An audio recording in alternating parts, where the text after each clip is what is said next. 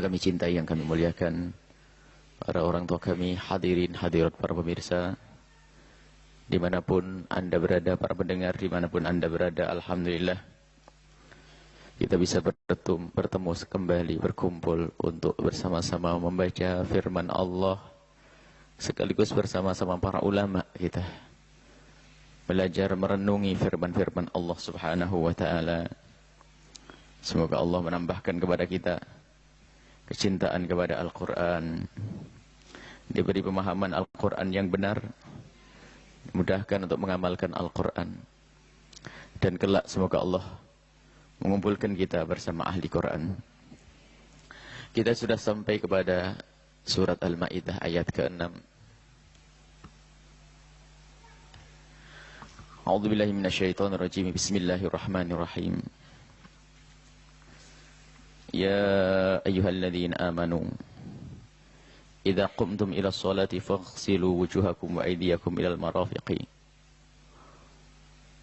wamsahu bi ru'usikum wa arjulakum ilal ka'baini wa in kuntum junuban fattahharu wa in kuntum marda aw ala safarin aw jaa ahadun minkum minal gha'iti aw lamastumun nisa falam tajidu ma'an fatayammamu sa'idan tayyiban famsahu biwujuhikum wa aydikum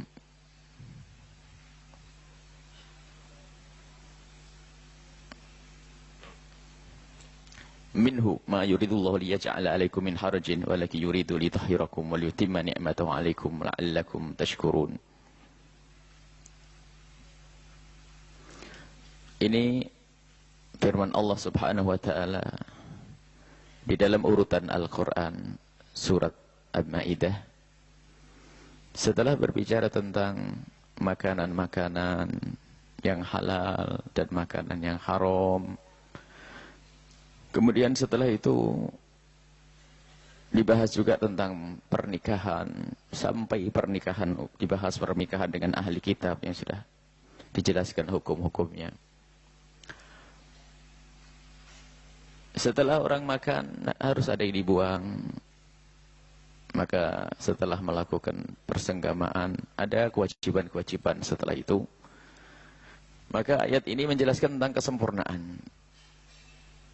Apa yang hendaknya dilakukan seorang hamba di saat keluar kotoran dan sebagainya, untuk tetap sambung dengan Allah Subhanahu wa taala, untuk melakukan sholat kembali. Jadi urusan kita adalah tetap dengan Allah, urusan manusia hiruk pikuk dunia harus tetap kembali kepada Allah Subhanahu wa taala. Sehingga di sana ada bab yang namanya yang mewajibkan kita berwudu kalau kita ingin melakukan salat, atau yang membatalkan wudu. Kebanyakan dari urusan makanan. Sehingga buang angin, buang air besar dan sebagainya, buang air kecil dengan lawan jenis, bersentuhan dan seterusnya. Ini gambarannya semacam itu. Kemudian datanglah firman Allah Subhanahu wa taala mengajari, jika kau ingin bersih untuk menghadap kepada Allah, hendaknya kau lakukan ini. Termasuk di saat kamu junub, bersenggama, atau keluar mani, atau haid dan seterusnya. Maka nanti ada cara bersuci di saat kamu menghadap kepada Allah, hendaknya kau lakukan bersuci itu. Namanya mandi besar. Yang pertama adalah wudu. Dan di situ ada tayamum. Di sini ayat yang satu ayat ini merangkum tentang hukum wudu, kemudian hukum mandi besar, kemudian hukum tayamum. Ini yang pertama. Yang kedua adalah yang harus kita pahami bahwasanya begitulah kalau kita ingin menghadap kepada Allah, hendaknya kita bersih diri. Itu adab dan tata krama. Kalau kita mau menghadap kepada seseorang saja, lihat, kita mandi, kita siapkan diri kita dengan dandangan yang bagus. Orang menghadap manusia yang kita hormati, yang kita cintai, yang kita hargai. Bagaimana kita menghadap kepada Allah Subhanahu wa taala? Idza qumtum ila sholati, jika engkau ingin melakukan salat, engkau harus menyiapkan dirimu. Dan Sayyidina Muhammad di bulan Rajab ini pada kejadian Isra Mi'raj pun demikian. Dia Sayyidina Muhammad sallallahu alaihi wasallam akan diperjalankan oleh Allah dari Masjidil Haram ke Masjidil Aqsa, kemudian diangkat ke atas langit ketujuh, Sidratul Muntaha dan Mustawa.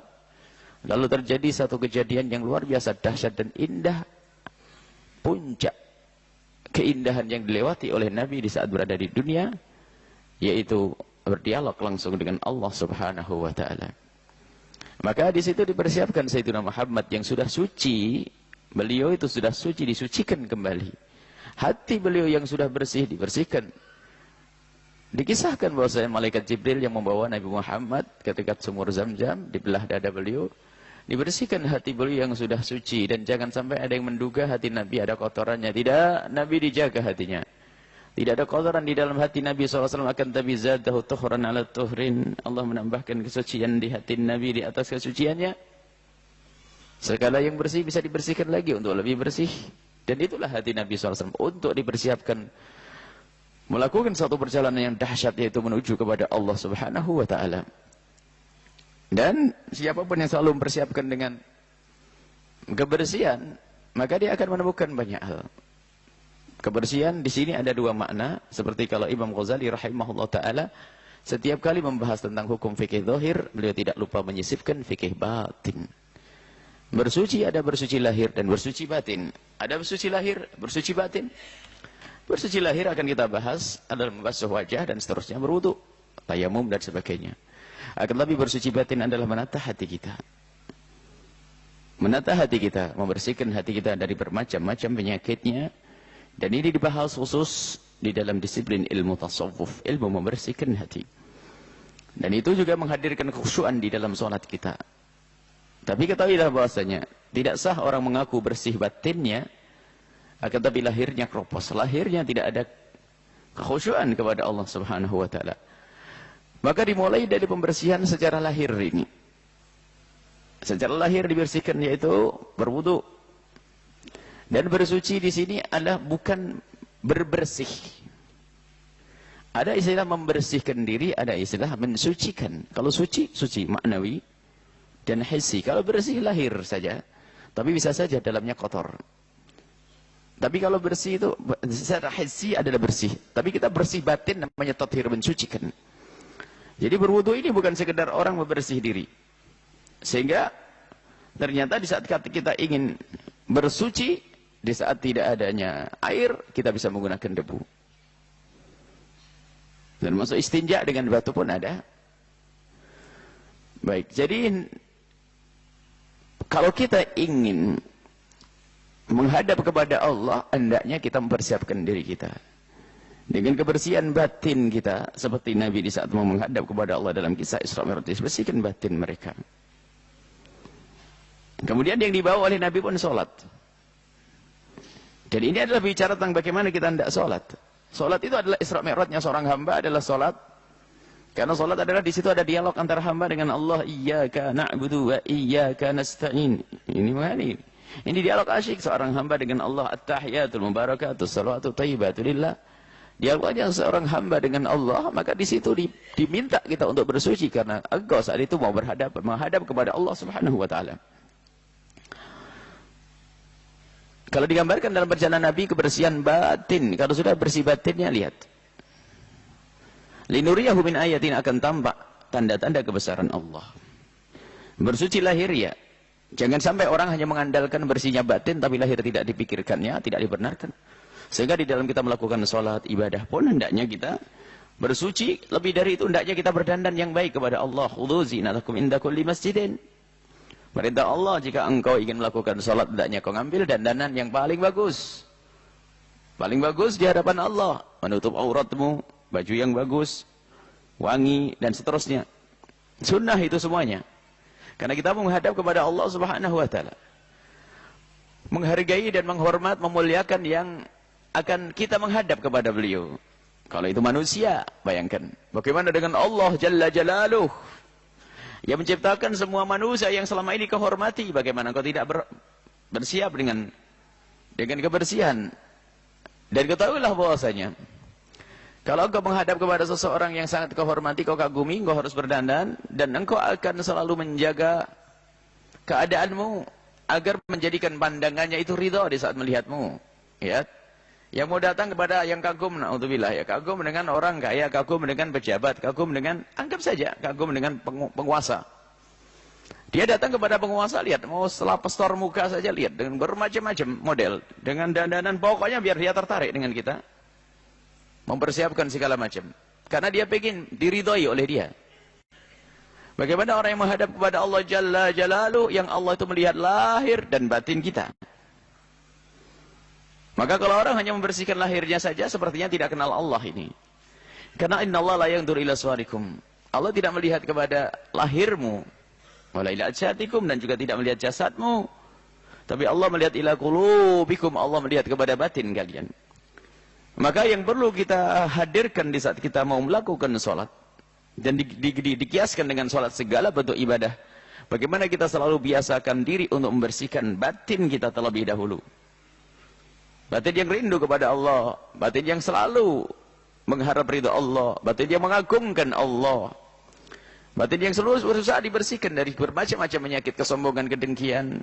Sebab kalau batin tidak dibersihkan, biarpun seseorang itu mendapatkan ilmu yang banyak, ilmu tidak manfaat. Seperti dikisahkan dalam kisah Isra Mi'raj. Ada yang namanya Abu Jahal. Yang Abu Jahal itu adalah dikisahkan orang yang sangat rajin mendengar petuah-petuah Nabi. Tapi hatinya benci dengan Rasulullah. Hatinya tidak bersih kepada Nabi SAW.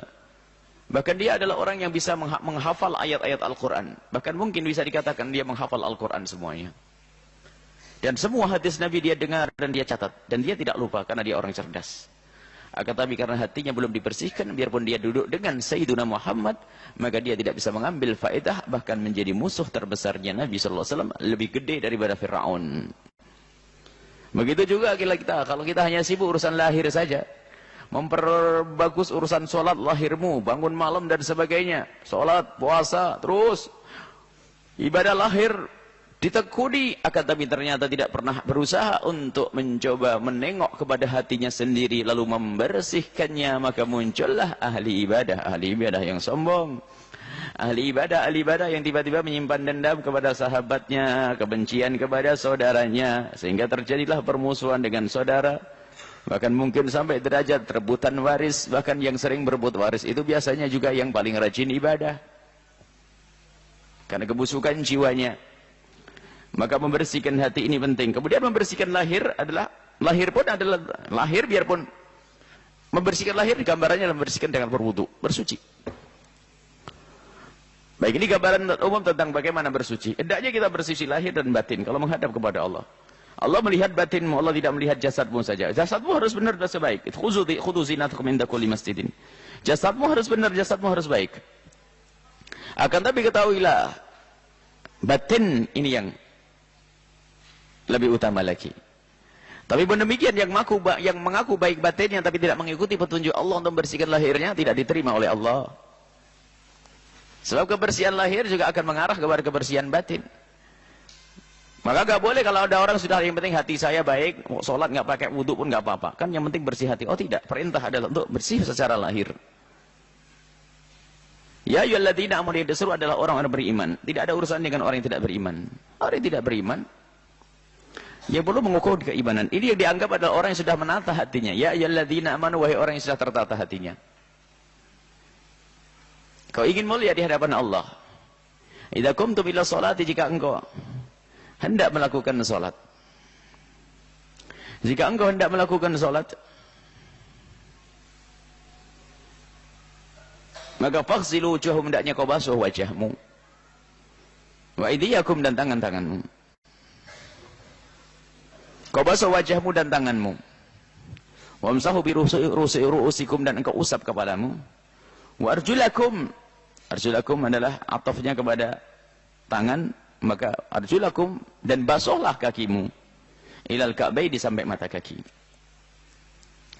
Ini adalah yang sering difahami oleh pelajaran fikih kita, yang sering difahamkan oleh guru-guru kita waktu kita belajar fikih dengan istilah furudul wudu. Fardunya wudu ada 6 misalnya. Yang pertama niat. Di sini niat tidak disebutkan. Nah, tetapi diambil dari riwayat lain dari hadis Nabi, innamal a'malu binniyat. Kita harus berniat. Maka niat wudu tidak sah kecuali dengan niat. Mungkin kita belajar fikih ringan saja, fikih yang mudah. Niat wudu gampang, tidak harus pakai bahasa Arab. Nawaitul wudu'a li raf'il hadatsil ashari fardhun lillahi ta'ala, enggak usah pakai itu. Yang hafal lanjutkan dengan doa, dengan niat semacam itu. Tapi ada di antara kita mungkin ingin mengajari orang sepuh, orang tua yang tobat ingin wudu, jangan dipersulit dengan urusan niat. Bahkan dalam madhab Imam Abu Hanifah nggak niat pun sah, yang penting hatinya itu maksud wudu. Wudu gitu saja sah. Maka jangan sampai kena was-was gara-gara urusan niat. Apalagi ustadznya was-was dipaskan nawaitul wudu. Jangan ada orang sana ngapain repot itu. Was-was penyakit. Ada ya kata Imam Ghazali, jahil agama. Ditaskan di dalam hati, kemudian ucapkan dengan lidah sunat untuk membantu niat hati, karena hati itu sering lantur. Maka kalau nawaitul wudu li rafil hadatsil asghar lillahi ta'ala, dibasuh. Jadi lintasannya itu dibarengi dengan membasuh. Niatnya bareng dengan basuhan yang pertama. Kalaupun tidak hafal niat yang panjang itu, cukup lintasan berarti, ya Allah aku mau wudu untuk sholat. Aku wudu untuk sholat. Selesai. Aku wudu, ya Allah aku mau wudu. Ya wudu itu jelas. Kalau istilah wudu itu bukan mencuci muka. Tok, ada maksud. Kalau ada orang misalnya karena kotor, cuci mukamu, kan begitu. Nggak ada wudu lah kau, nggak ada. Jadi kalau istilah wudu, mesti ibadah yang khusus itu. Maka cukup aku mau wudu, ya Allah sudah faham Allah ya. Aku mau wudu. Selesai. Yang dibahas adalah wujuh, hati, wajah. Wajah yang dibasuh, wajah. Wajah itu ma'ruf, orang semuanya tahu wajah. Sehingga Anda pakai batasan di sini, pokoknya wajah. Antara ini, kuping dengan kuping. Watat ini adalah seperti tonjolan di telinga ini adalah masuk, dibasuh. Dari bawah adalah dari dagu sampai tempat tumbuhnya rambut bagi orang normal.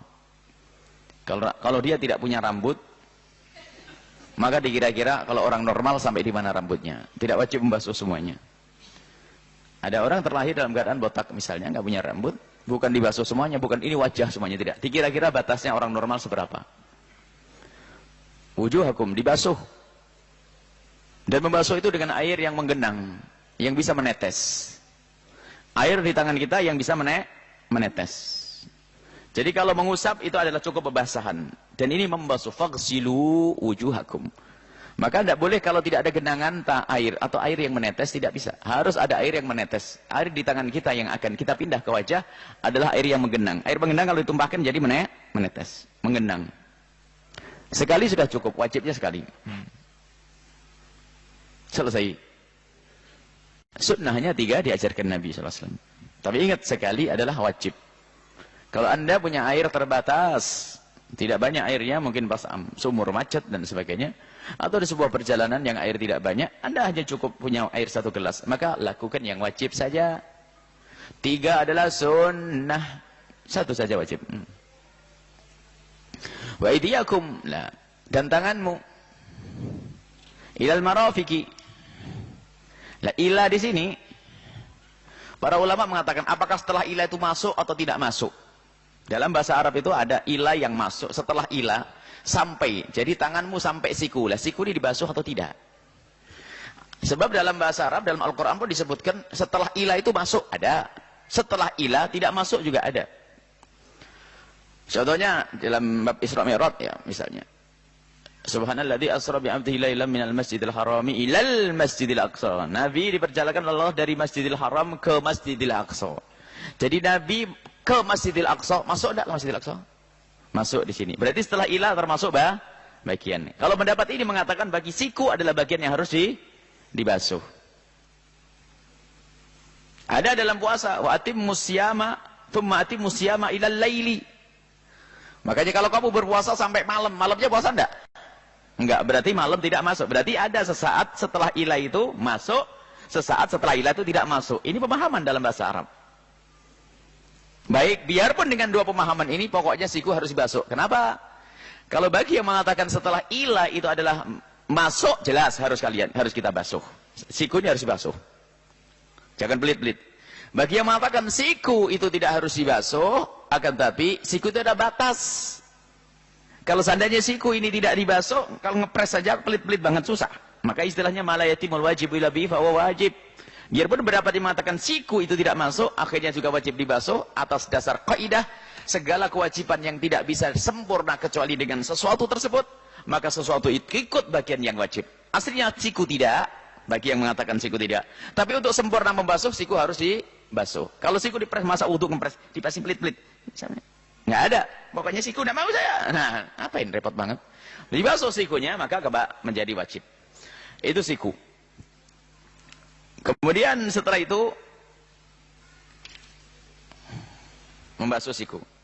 Ilal marafiq wamsahu biru'usikum. Biru'usikum. Usaplah, mengusap kepala. Wamsahu, usaplah. Bi, subhanallah, hikmah rabbaniyah. Kenapa tidak wamsahu ru'usakum? Usaplah kepalamu. Kalau usaplah kepalamu seperti usaplah wajah. Kalau mengusap, kalau membasuh wajah, wajah dibasuh semuanya. Kalau seandainya wamsahu ru'usakum, usaplah kepalamu, pasti wajib kepala semua. Tapi Allah ucapkan bi. Lah bi itu dalam bahasa Arab itu bermacam-macam. Kalau yang pernah belajar apa alfiyah itu, ba itu bil ba istain muaddi, masalah mesti isti'anah untuk minta pertolongan, ta'diyah. Nah, ada nanti berjawab apa? Jadi ba itu maknanya banyak. Jadi indahnya dalam bahasa Arab, ba itu maknanya ternyata bukan dengan saja, bukan. Wamsau bi ru'usikum. Beda dengan wamsahu bi aidikum, juga maknanya beda. Wamsahu bi aidikum ru'usakum, tidak. Tapi wamsahu bi ru'usikum, usaplah bi ba itu. Artinya ba itu yang mana lah? Karena ba itu artinya macam-macam, maka di sini ulama berbeda pendapat. Kesimpulannya dalam perbedaan pendapat itu adalah madhab Imam Malik wajib diusap semuanya. Semua kepala wajib diusap.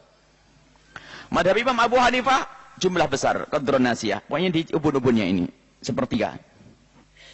Madhab Syafi'i, yang penting terjadi biarpun rambut satu. Selesai. Karena di sini adalah perbedaan di dalam memahami makna ba itu sendiri. Jadi kalau kita perhatikan ba itu ada yang maknanya adalah ada ta'addi, muta'addi, li ta'diyah itu ada. Ada yang maknanya untuk ngambil pertolongan. Katabtu bil qalami. Aku menulis dengan pulpen. Bil qalami. Atau punya makna ta'diyah dalam bahasa Arab. Atau menjadikan ta'diyah misalnya itu zahabtu bil maridi ila tabibi. Nah. Atau makna untuk iwat penggantian. Istaraitu al-qalama bi ishrina. Aku beri pulpen dengan 20. Atau misalnya apa? Makna dharf, macam-macam. Jadi bahasa Arab. Misalnya apa? Dhahabtu ilal masjidi bil laili. Bil laili adalah di waktu malam. Bi makna fil laili. Jadi lihat bahasa Arab itu luar biasa. Ba sendiri makna ada maknanya banyak. Nah, karena ba maknanya banyak ini, pada para mujtahid melihat dari makna ba ini, mengkias sebanyak makna itu pun menghadirkan pemahaman fikih yang berbeda-beda. Makanya Allah Subhanahu wa taala dia berfirman, "Wamsahu ru'usakum." Kalau wamsahu ru'usakum enggak ada perbedaan pendapat nanti. Pasti enggak ada perbedaan seperti waghsilu wujuhakum, basuhlah wajahmu. Enggak ada basuhlah wajahmu, irung enggak, hidung enggak, pipi enggak, semuanya. Kalau wujuhakum, wajahmu semuanya. Aidiakum, tanganmu semuanya. Arjulakum, kakimu semuanya. Akan dikasih batasan oleh Allah. Sebab nanti lihat kasih batasan. Sebab ya, tangan itu sampai sini sebetulnya. Kalau sudah Allah berkata wamsahu bi aidikum atau waghsilu wujuhakum, aidiakum, basuhlah wajahmu, tanganmu sampai sini nanti. Akan tapi ilal mara fikir dikasih batasan. Sebab kalau tidak ada pakai batasannya jadi semuanya. Kalau ru'usakum menjadi semuanya. Kepala semuanya. Akhirnya ini madhabnya Imam Malik. Akan tapi ternyata Allah dengan firman-Nya dengan bi ru'usikum sehingga tidak semuanya, sehingga pemahaman menjadi tiga madhab tersebut.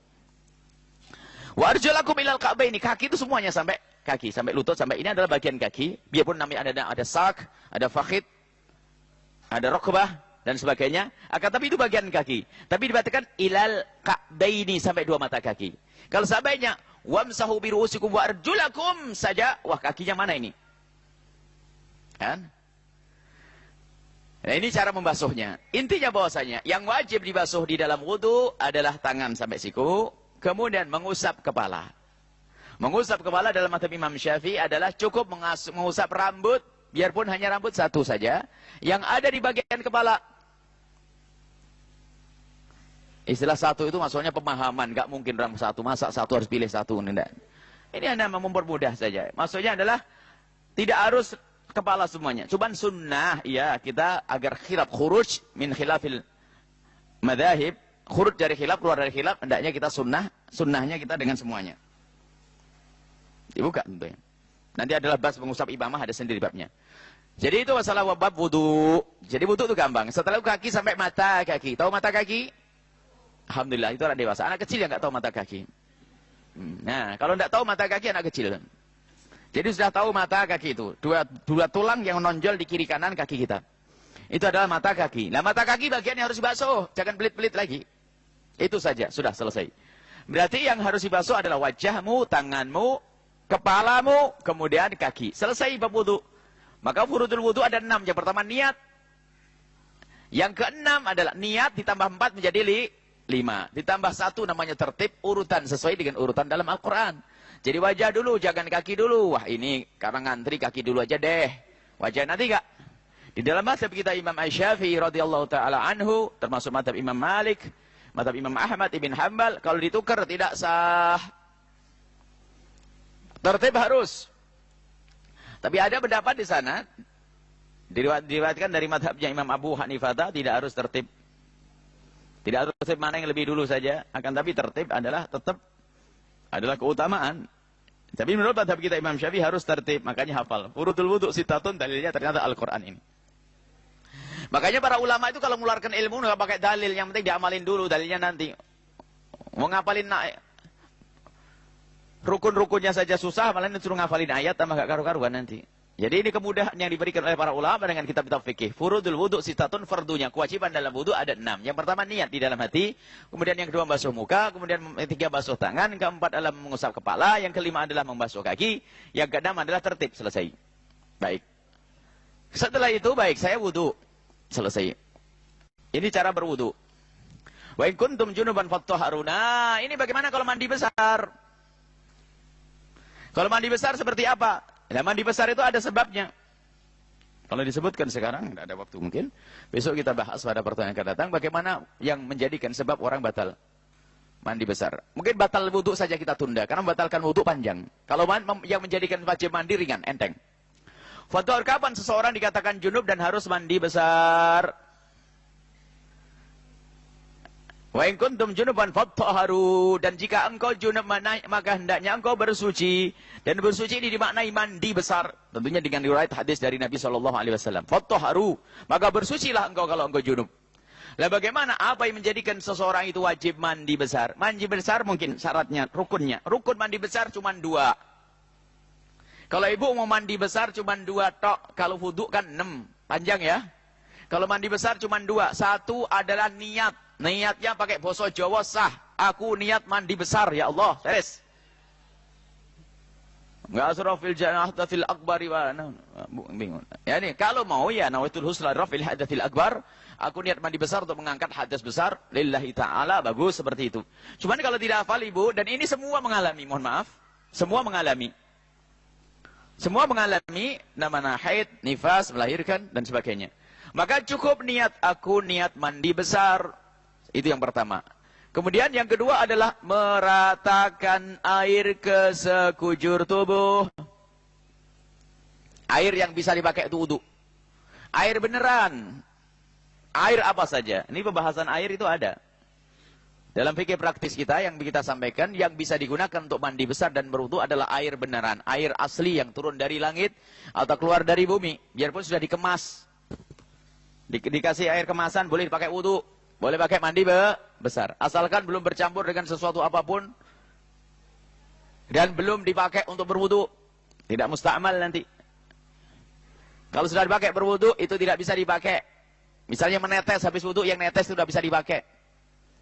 Hanya perlu ada menggugah kesalahpahaman fikih.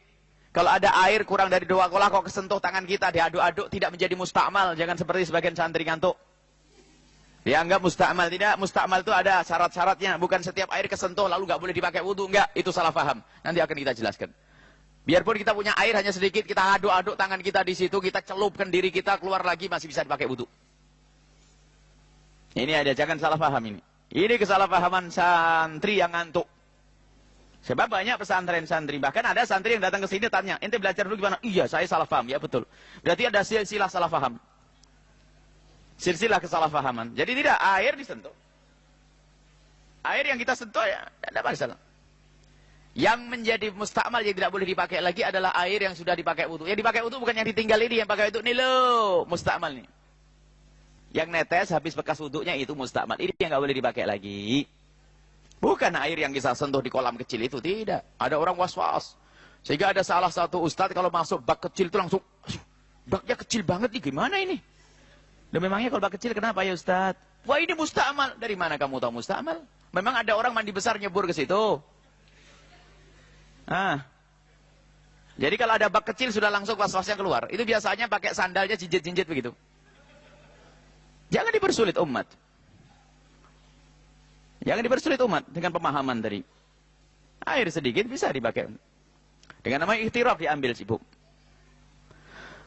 Baik, jadi yang kedua adalah meratakan air ke sekujur tubuh biarpun nggak pakai sampo. Ada sebagian orang dipikir yang namanya mandi besar harus pakai sampo. Akhirnya satu orang pagi gak sholat subuh. Padahal haidnya itu sudah selesai.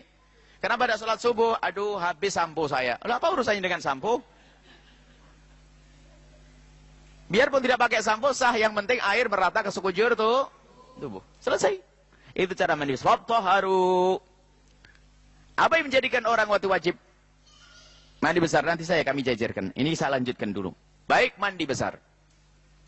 Wa in kuntum marda 'ala safarin aw ja'atu minkum minal ghaiti aw lamastum nisa falam tajidu ma'an fatayammamu sa'idan thayyiba. Ini. Wa in kuntum marda, ini satu-satu. Jika engkau sakit. Ini adalah sakit aw 'ala safarin aw dalam bepergian. Selesai. Ini bahasan adalah jika engkau dalam bepergian, umumnya di dalam bepergian itu tidak ada air. Orang ini kan kalau di negeri kita, negeri makmur subur, ya. Setiap tempat ada mata air. Nah, Anda di sini gambarannya. Tapi di padang pasir sana mana ada air? Kalau kita melakukan perjalanan di padang pasir tidak ada air di padang pasir. Sehingga orang bepergian itu umumnya tidak dapat air. Jika kamu dalam keadaan sakit, kemudian tidak bisa pakai air, kalau air tambah parah, kalau pakai air tambah parah penyakitmu, satu. Yang kedua adalah jika ternyata air benar-benar tidak ada, bukan karena bepergian saja, bepergian itu adalah ghalib, umumnya adalah dalam bepergian. Biarpun tidak dalam bepergian, kalau tidak ada air bagaimana? Ini jangan salah paham. Wah, kalau saya bepergian langsung tayamum saja. Ini zahiri, orang yang lihat hadis sok langsung Quran. Wa in kuntum marda aw 'ala safarin. Wah, di dalam bepergian langsung boleh tayamum. Wah, ini ngaco. Karena baca Al-Quran. Ini Al-Quran ini. Wah, ya sedang ngantuk inti. Nah, maka ini adalah bab tayamum. Dari dua isyarat firman Allah ini, para ulama menjelaskan tentang kapan orang boleh tayamum. Disimpulkan kedua sebab ini. Mardo ini adalah sebab maknawi. Mardo sebab maknawi. Sebab maknawi. Jadi nanti akan, kalau Buya simpulkan dalam fikih praktis, orang itu boleh tayamum kapan? Yaitu di saat tidak ada air. Nah, tidak ada air ini ada dua macam. Tidak ada air secara sesungguhnya, tidak ada air, artinya air ada tapi kayak tidak ada. Tidak ada air yang sesungguhnya, yaitu kering semuanya, kayak di padang pasir tadi, fit safar. Di dalam bepergian di padang pasir, cari air nggak ada. Berarti air tidak ada secara sesungguhnya, hisi. Ada air ada tapi kayak tidak ada. Contohnya apa? Anda lagi demam parah, kalau nyentuh air langsung tak biarpun air satu kolam, tapi tetap kayak tidak ada. Karena Anda tidak bisa menggunakannya. Atau air ada, rumah ini rumah kampung ya, rumah kampung. Ada air kolamnya sampai ke rumah. Air ada, wah ini sumber mata airnya luar biasa, keluar sendiri. Tapi waktu Anda mau keluar, ada harimau yang jaga 3. Ayo, air ada atau tidak? Ada, tapi nggak berguna. Kenapa? Anda tidak bisa menggunakannya. Berarti air ada kayak tidak ada.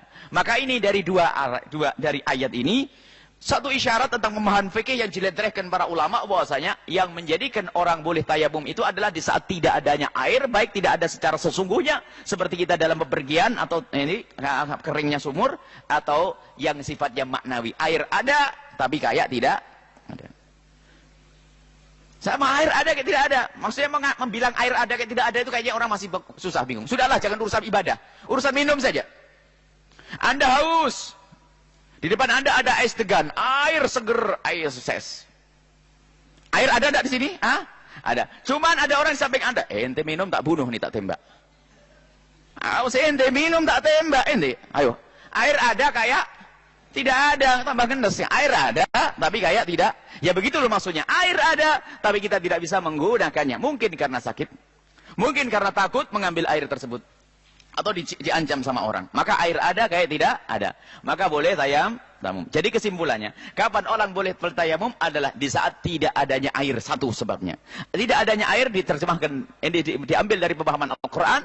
Kuntum marda, misalnya sakit. Ada orang sakit demam, ya kalau nyentuh itu menggigil.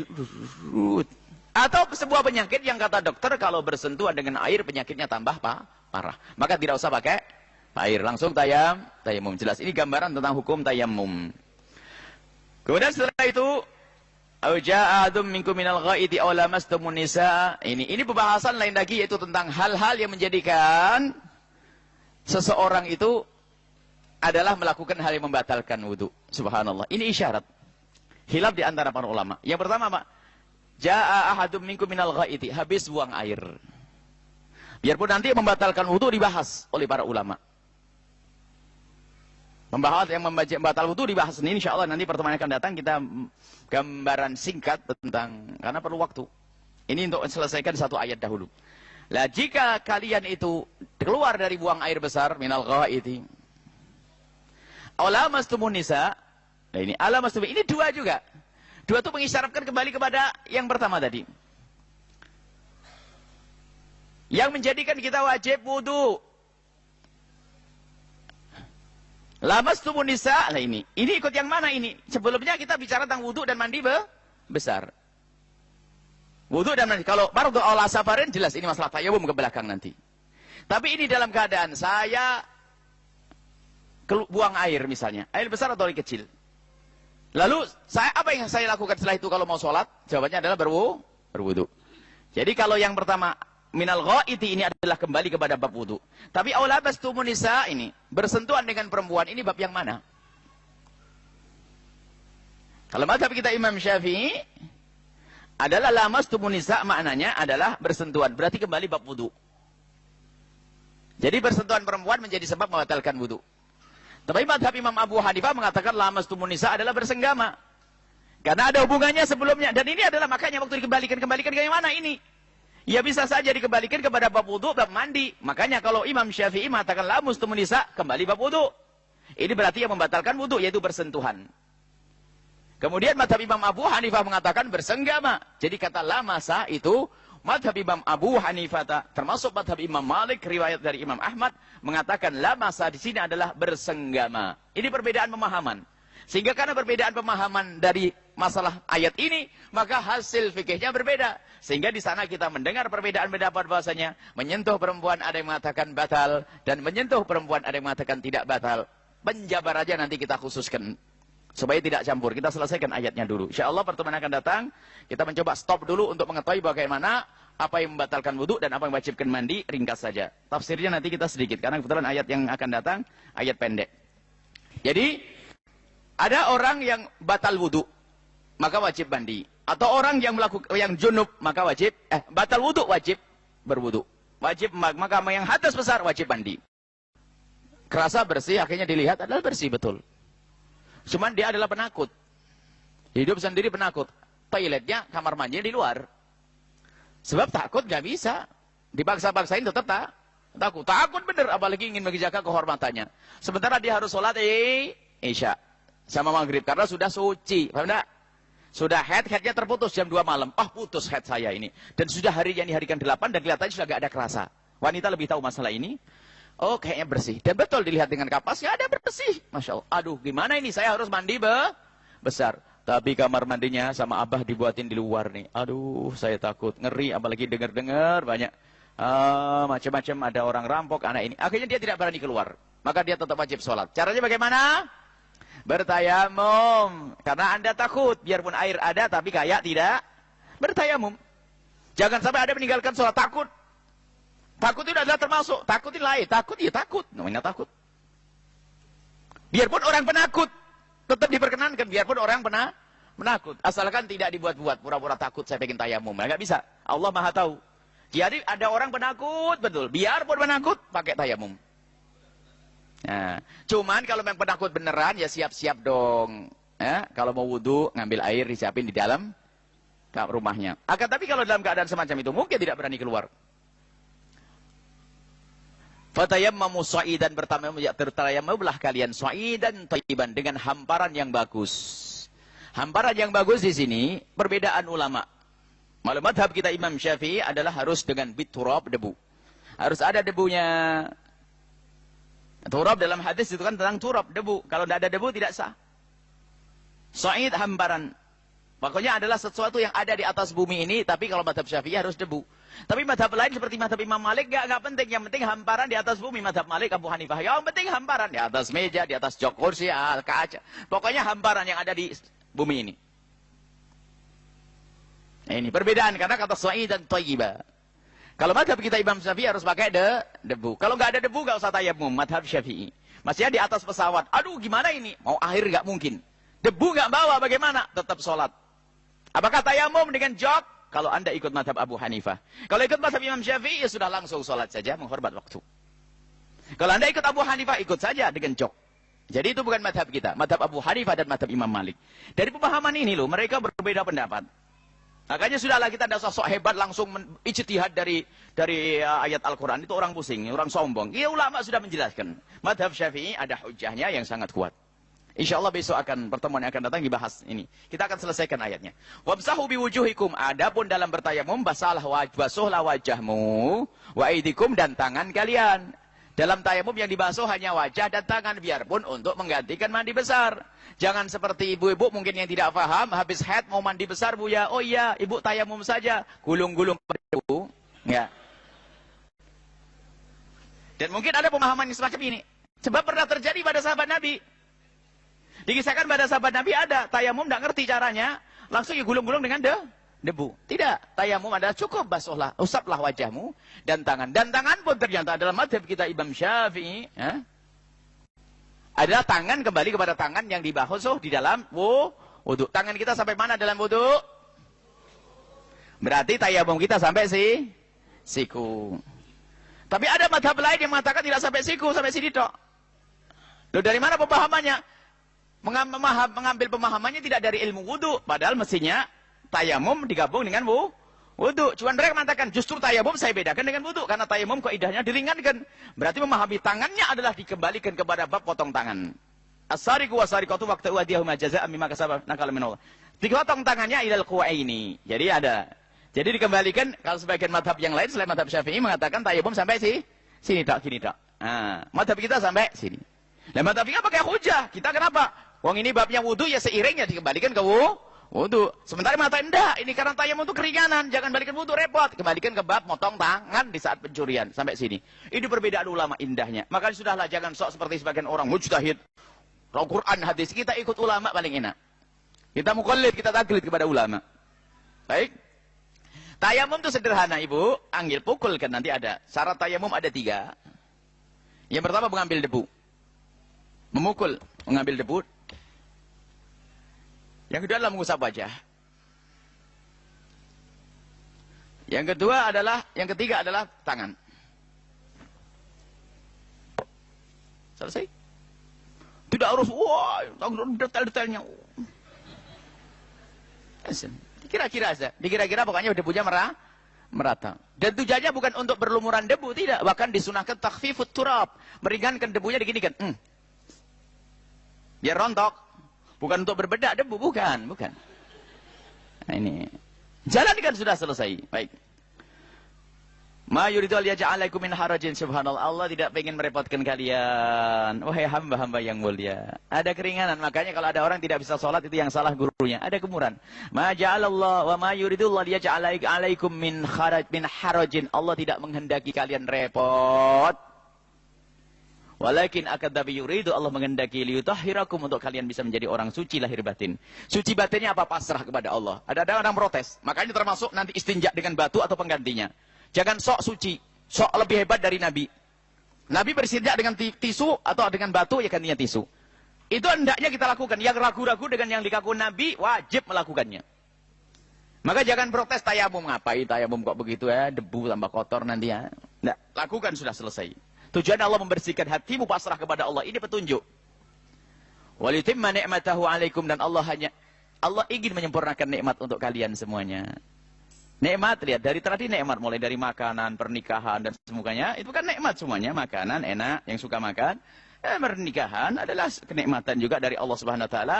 Kemudian oleh Allah dibimbing bagaimana engkau tetap dengan Allah Subhanahu Wa Taala, diajari dengan yang bersih, untuk kalian tetap sambung kepada Allah dengan cara wudhu dulu main ini. Tapi wudhu gak bisa, diringankan. Pokoknya intinya kalian tetap mendapatkan, tetap sambung dengan Allah. Maka ini adalah kesempurnaan nikmat.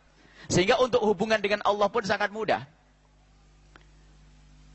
Digampangkan ini, yutimma nikmatu, Allah menyempurnakan nikmat untuk kalian dengan cara memudah hubungan di saat kau ingin sambung dengan Allah Subhanahu Wa Taala. La'allakum tashkurun. Maka hendaknya kalian mensyukuri itu nikmat dari Allah Subhanahu Wa Taala. Syukuri nikmat Allah, nikmat kemudahan-kemudahan. Jadi ada, agama itu mudah. Basyiru wa la tunaffiru, yassiru wa la tu'asyiru. Maka himbauan kepada semuanya, jangan memperepot umat. Allah saja selalu mempermudah, maka jangan sampai kita memperepot umat dalam urusan ibadah. Hendaknya digampangkan, dimudahkan agar semakin biasa untuk beribadah kepada Allah Subhanahu Wa Taala. Wallahu a'lam bissawab.